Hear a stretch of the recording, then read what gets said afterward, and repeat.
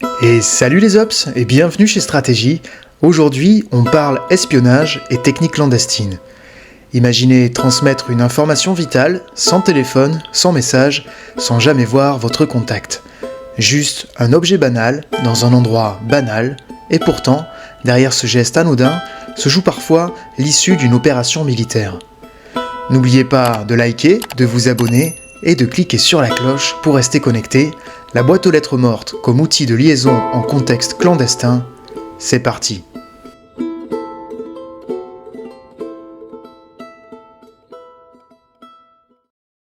La boîte aux lettres mortes est un dispositif de transmission asynchrone, donc en plusieurs temps, permettant l'échange d'informations sans contact physique ni simultanéité entre l'émetteur et le récepteur.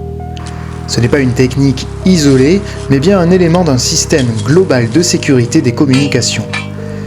La boîte aux lettres mortes permet de réduire la surface de détection, d'augmenter la durée de vie d'un réseau et de préserver l'agent traitant comme la source. Elle est particulièrement pertinente lorsque le volume d'informations est faible mais critique et que la fiabilité prime sur la rapidité. Mais alors concrètement, comment ça fonctionne ? On va poser tout ça tranquille pour que vous compreniez bien, puis tester tout ça en réel. Déjà, l'endroit. Le meilleur endroit n'est pas forcément discret ou obligatoirement ingénieux. C'est un endroit explicable, oubliable dans son environnement, interchangeable en cas de besoin. S'il est mémorable, c'est qu'il est mauvais. La cohérence comportementale. L'accès au point doit être parfaitement explicable par une activité normale. Circulation habituelle, gestes anodins, présence légitime et répétable. Si l'accès nécessite une justification mentale chez l'observateur, c'est que le point est mauvais. Dans notre exemple, je vais utiliser le circuit de la balade de mon chien. J'ai donc un endroit, un prétexte et un environnement anodin. L'absorption par le bruit ambiant. Un bon point est noyé dans du passage, des routines humaines ou une activité continue. L'objectif n'est pas l'isolement, mais la dilution dans le flux. Avec notre endroit sélectionné, on est pile dans le thème. Les voitures passent autour de la zone, des enfants jouent à l'intérieur de celle-ci, et l'endroit est fréquenté par des familles en balade ou de simples passants. Passons maintenant à la neutralité tactique. Gardez également en tête qu'un point ne doit ni avantager ni exposer aucun des deux acteurs. Il doit être accessible indépendamment, sans synchronisation et sans interaction visible. La faible valeur intrinsèque. Un point intéressant attire l'attention. Un bon point n'a aucune valeur en soi, n'est pas logique comme cache et ne raconte aucune histoire. Plus un endroit semble logique pour cacher quelque chose, plus il est mauvais. Résilience à la compromission. Un point est toujours considéré comme temporaire. Il aura des rotations possibles, pourra être abandonné sans coût et sans aucune dépendance critique. La doctrine est implicite, tout point sera compromis tôt ou tard.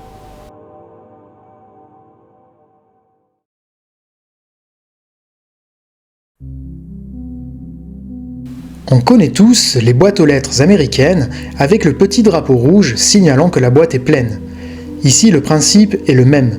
Le messager doit signaler à son interlocuteur que la boîte est pleine sans que ce dernier doive la vérifier physiquement. Le but est que quand notre contact passera devant le point, il verra au premier coup d'œil si la boîte est pleine ou non. Comme signal, je vais utiliser une craie pour dessiner un trait horizontal indiquant que la boîte est pleine.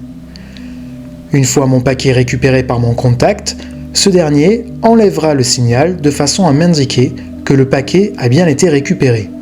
La craie est facilement effaçable d'un seul coup de main. Parlons maintenant de la façon d'indiquer que nous avons ou pensons avoir été décelés. À la place du signal habituel, je poserai le signal de détresse, dans mon cas, un trait vertical. Lorsque l'autre agent verra ce signal, il continuera sa route comme si de rien n'était.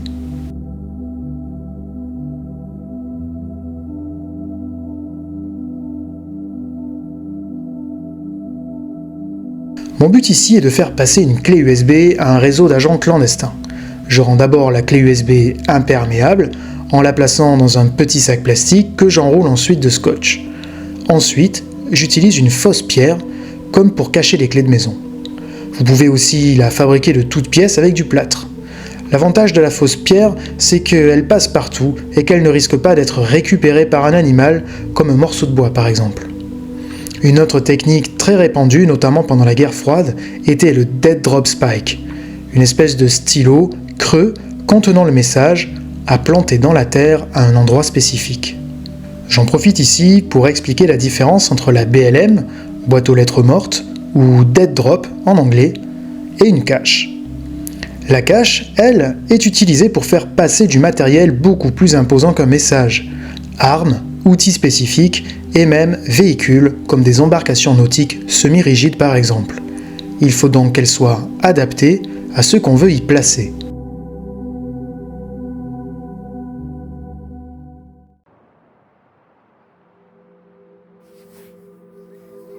Passons maintenant à la pratique.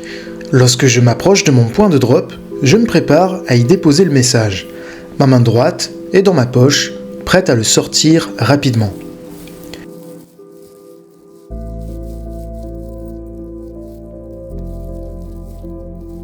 Une fois sur le point de drop, je me baisse comme pour refaire un lacet et je place rapidement le faux caillou contenant mon message.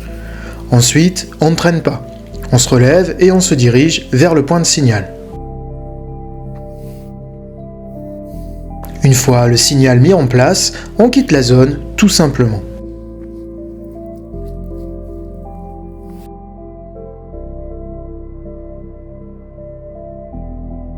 Relever la BLM est aussi simple. Une fois le signal repéré, qui nous confirme que la boîte est pleine, on se prépare tranquillement à récupérer au point de drop.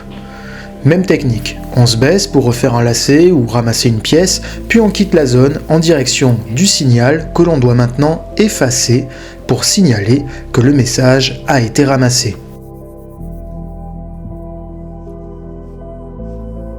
Et voilà, vous savez maintenant ce qu'est une boîte aux lettres morte, comment la préparer et vous en servir. J'espère que cette première vidéo de l'année vous a plu et que vous en ferez bon usage. N'hésitez pas à mettre ces conseils en pratique sur le terrain et à partager votre expérience en commentaire. Ciao les ops, on se voit sur le terrain.